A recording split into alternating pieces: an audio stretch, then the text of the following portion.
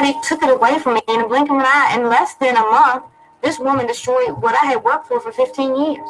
I mean, your credit score is basically all you have. I was mugged. They got my information. It can really negatively affect your life. Then they went off with the information, and it basically became me. I feel it's a loss of control that someone's...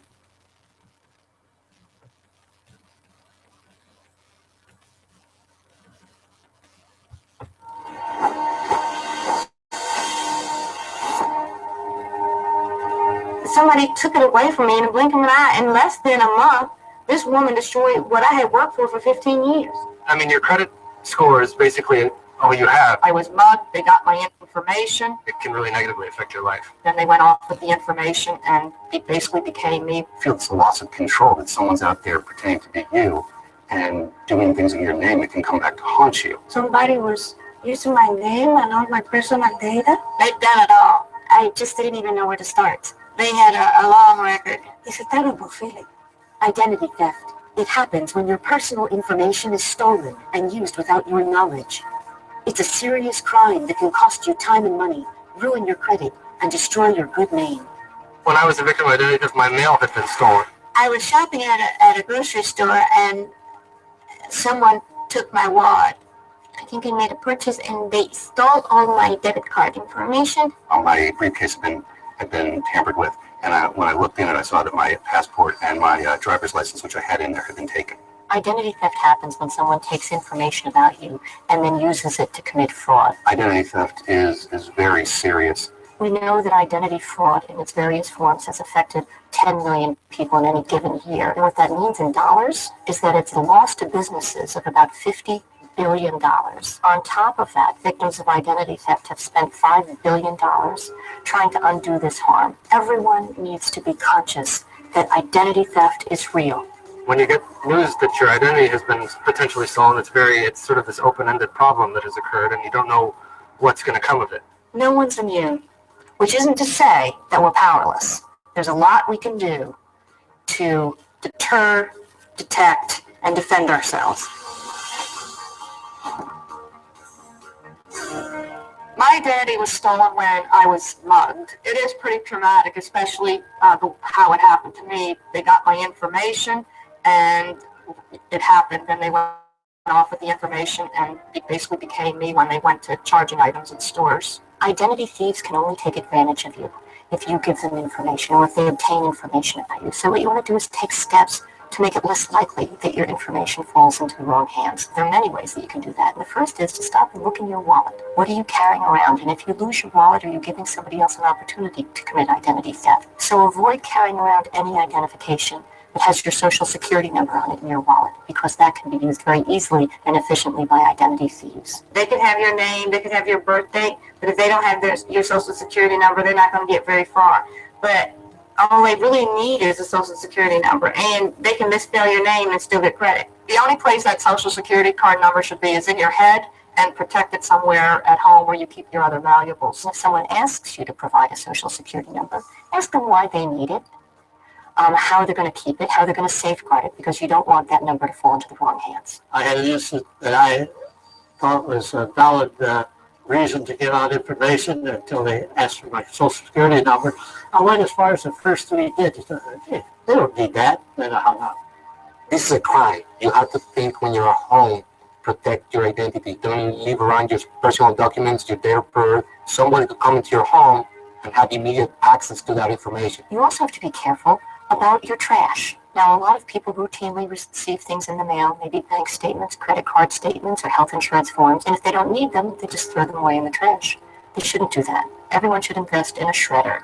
So before they dispose of these critical documents, you shred them. Identity thieves, don't worry about getting their hands dirty. They will go through your trash to retrieve these documents. They go where the information is. They'll steal your mail, they will steal your trash, they'll steal your wallet, and that's how they get information about you. Deter identity theft. Protect your social security number. Shred financial documents and paperwork with any personal information before you throw them out. Never give out personal information on the phone or internet unless you know who you are dealing with.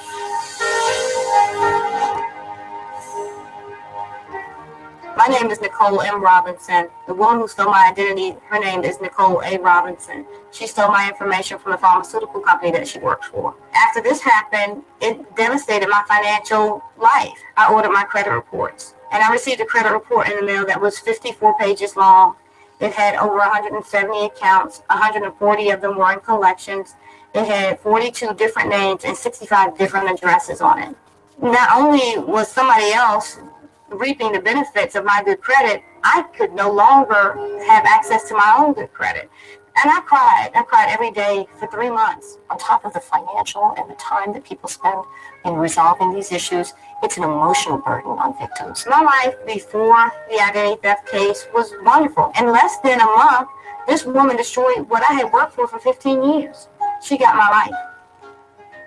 If an identity thief uses, for example, your social security number and applies for new credit in your name, as opposed to raiding an existing account, there may be no way for you to know about it unless you've checked your credit report and you see that a new account that you didn't even know about has been opened in your name.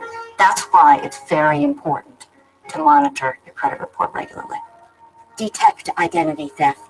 Check your credit report at annualcreditreport.com. Federal law gives you the right to a free credit report every year from the 3 national consumer reporting companies. Review your financial accounts regularly.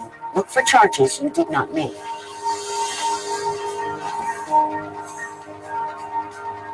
When someone realizes that they're a victim of identity theft, it's like getting a kick in the gut. You feel paralyzed for a moment. But it's really essential for victims to move quickly and deliberately in starting to resolve the problems that arise from identity theft. I did what everybody knows to do, and that's call your credit card companies and cancel your credit cards. However, that's not enough. There was one major bit of information I did not have, and that was to call the 3 major credit bureaus. And I did not do that.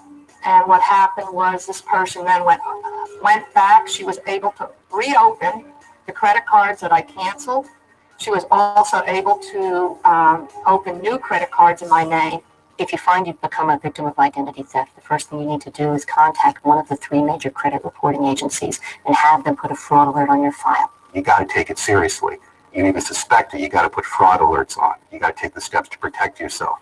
And you got to inform yourself about what to do so that when it does happen to you, you can do it quickly because time is critical. You next want to contact each of the creditors or other institutions where your information has been misused. Then you follow up in writing and dispute these accounts and get a letter from them resolving these disputed fraudulent accounts. The FTC has an affidavit, which in my case I used to write out your explanation of what happened, which you can then use to submit to creditors trying to collect on fraudulent accounts. When you're trying to tell them, look, my identity was stolen, it helps prove it to them. You next want to contact your local police department, report the crime, and get a copy of the police report. You should contact the police immediately because otherwise you have no proof that there was a crime. It's very important that you report it to the police because there are certain agencies that you need or we recommend that you contact, and they're probably going to refer you back to the police department to see if you have a police report or not. And finally, you need to contact the Federal Trade Commission online at ftc.gov/ID-theft or call us toll-free at 877-ID-THEFT to report this to us. Defend against identity theft.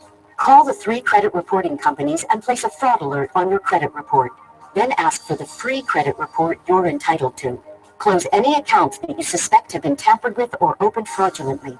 Start by calling the security or fraud department of each company. Follow up in writing and include copies of supporting documents. File a police report. Contact the FTC. Your information also helps law enforcement officials across the country to track down and stop ID thieves. Let's treat our personal information as we would our cash. Let's safeguard it, whether we're at home, whether it's in our purse or our wallet, or at our office. Your personal information is cash, and in the wrong hands, it can destroy your life.